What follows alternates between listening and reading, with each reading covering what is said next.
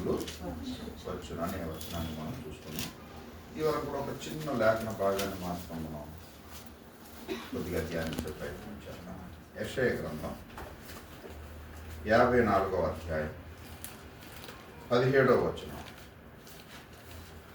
యెషయా గ్రంథం 54వ అధ్యాయం 17వ వచనం. నీకు విరోధముగా రూపింపబడిన నీకు విరోధముగా రూపింపబడిన ఏ ఆయుధమును వర్ధిల్లదు. న్యాయ విమర్శలో నీకు దోషారోపణ చేయు ప్రతి వానికి నీవు నేరస్థాపన చేసేదవు. యెహోవా యొక్క సేవకుల నీతి నా వలన కలుగుచున్నది. ఇది వారి స్వాస్థ్యము. ఇదే యెహోవా వాక్కు. ఈరోజు నేను ఈ పోర్షన్లో పార్ట్ 1 ఈ 54వ అధ్యాయం 17వ వచనంలో నీకు విరోధముగా రూపింపబడిన ఏ ఆయుధమును వర్ధిల్లదు అనే వచనం గురించి కొద్దిగా ధ్యానించే ప్రయత్నం చేద్దాం.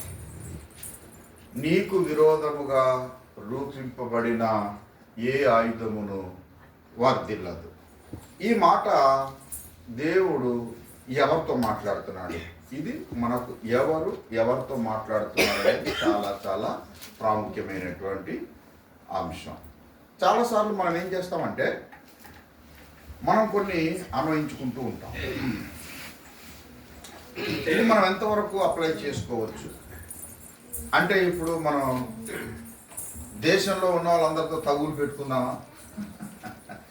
నీకు విరోధముగా ఉన్న ఏ ఆయుధము వర్ధిల్లదు అంటే ఈ మాటను బట్టి దేవుని పిల్లలు ఊర్లో ఉన్న వాళ్ళందరితో తగులు పెట్టుకోవాలా? సమాజంలో ఉన్న వాళ్ళందరితో యుద్ధాలు చేద్దామా? గో అవుట్ సైడ్, డిసిప్లిన్ అక్కడ కూర్చుంటే అలా చేసిన పచ్చాలు తిరగొద్దు.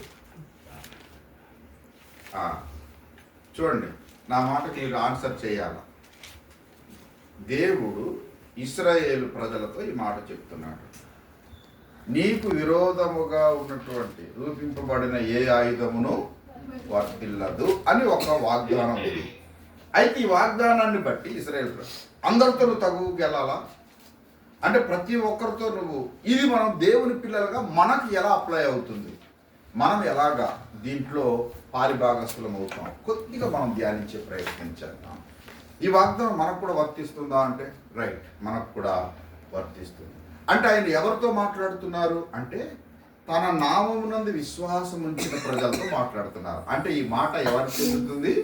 తన నామములో విశ్వాసం ఉంచిన ప్రతి ఒక్కరికి కూడా వర్తిస్తుంది. అది ఎలాగా మనకు వర్తిస్తుంది?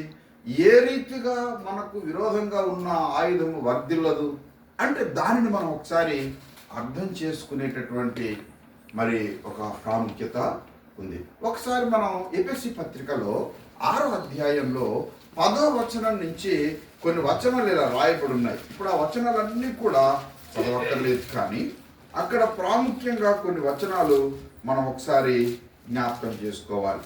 మనకు విరోధంగా ఉన్న ఆయుధాలు మరి వర్ధిల్లవు అంటే దాని అర్థం ఏంటి అంటే మనం ఏం కలిగి ఉన్నాము, ఎందు కారణం చేత ఆ ఆయుధాలు మన మీద పని చేయవు అని ఆలోచన చేస్తే ఈ రీతిగా మనం ఈ 10వ వచనంలో నుంచి మనము ఇంచుమించు 17వ వచనం వరకు ఈ వచనాలు రాయబడి ఉన్నాయి.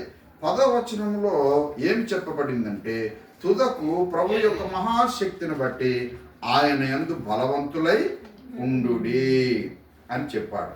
11వ వచనంలో మీరు అపవాది తంత్రములను ఎదిరించుటకు శక్తిమంతులగునట్లు దేవుడిచ్చి సర్వాంగ కవచమును ధరించుకొనుడి అని విషయం తెలియచేశాడు. 3వది, ఏలైనగా మనము పోరాడినది శరీరులతో కాదు గాని ప్రధానులతోనూ అధికారులతోనూ ప్రస్తుత అంధకార సంబంధులకు లోకనాథులతోనూ ఆకాశ మండలమందున్న దురాత్మల సమూహములతోనూ పోరాడుచున్నాము. అందుచేతను మీరు ఆపద్దినమందు వారిని ఎదిరించుటకై సమస్తము నెరవేర్చిన వారై నిలవబడుటకు శక్తిమంతులగినట్లు దేవుడిచ్చి సర్వాంగ కవచమును ధరించుకొనుడి. ఈ దేవుడిచ్చే సర్వాంగ కవచంలో ఏమేమి ఉండాలండి అంటే, మీ నడుమునకు సత్యమును దట్టి నీతి అనే మైమెరుపు తొడుక్కొని, పాదములకు సమాధాన సువార్త వలనైన సిద్ధ మనసు జోడు తొడుగుకొని నిలువబడుడి. ఇవియుగాక విశ్వాసమనడాలు పట్టుకొనుడి, దానితో మీరు దుష్టిని అగ్నిబాణములన్నిటినీ ఆర్పుటకు శక్తిమంతులందురు. విశ్వాసం అనే డాలు ఏం చేస్తుందంటే, దుష్టిని అగ్నిబాణములన్నిటిని ఆర్పుటకు శక్తిమంతులు అవుదురు. మరియు రక్షణ అను శిరస్నానమును, దేవుని వాక్యమును, ఆత్మ ఖడ్గమును ధరించుకొనుడి. ఈ విషయాలు అంటే ఏంటంటే, నీకు విరోధంగా ఉన్న ఏ ఆయుధం కూడా వర్ధిల్లదు అంటే దాని అర్థం ఏంటంటే, నీవు కలిగి ఉండవలసినటువంటివి ఇవి. అంటే దేవుడు మనకు ఒక గొప్ప వాగ్దానం ఇచ్చాడు. ఈ వాగ్దానం ఎప్పుడు మన జీవితంలో క్రియ చేస్తుంది? ఈ వాగ్దానం ఎప్పుడు మనకు పని చేస్తుంది? ఈ వాగ్దానం ఎప్పుడు మన జీవితాల్లో నెరవేరుతుంది అంటే, నీవు దేవుని వాక్కుకు లోబడినప్పుడు, దేవుని చిత్తమునకు లోబడినప్పుడు మాత్రమే ఆ దేవుని వాగ్దానం అనేది నీ జీవితంలో క్రియ చేస్తుంది అని మనం అర్థం చేసుకోవాలి. ఎక్కడ కానీ దేవుడు ఏం చెప్పాడంటే, యేసుక్రీస్తు వారు ఏం చెప్పారో ఒక మాట మనకు తెలుసు. నా యందు మీరు, యోహాను సువార్త 15:7 ఏం చెప్తున్నారు? నా యందు మీరు, మీ యందు నా మాటలు నిలిచి ఉండిన ఎడల. ఏం చేసిన ఎడల? ద్రాక్షవల్లి తీగలతో అంటు కట్టబడి ఉంటేనే కానీ వాటంతటవి ఫలించవు. అంటే ప్రతీది కూడా కండిషన్స్ లో ఉంటుంది.